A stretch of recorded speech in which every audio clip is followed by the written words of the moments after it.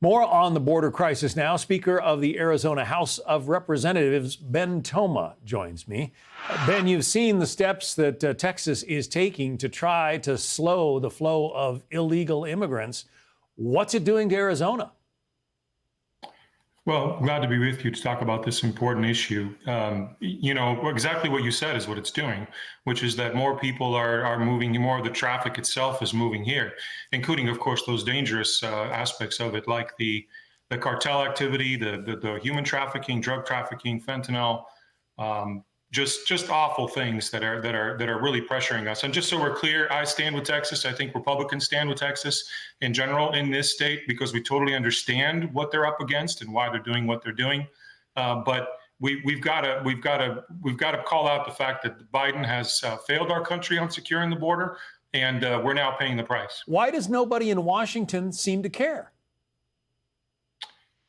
It's hard to say. I've run across the recent news stories about Democrats claiming that they're now going to go and somehow run on the border because of the failed or the stalled version of the bill in Congress. Right. But that's utterly ridiculous. I say bring it in this case. When it comes to trying to convince people in Arizona, that's not going to work.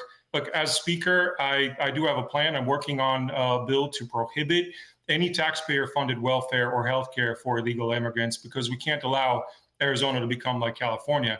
And then I'm also running for Congress because I have a pretty simple but effective plan to actually deal with the border, including very common sense things like finish the wall, triple the number of border security agents, and catch and release and amnesty for those that break our laws to get here.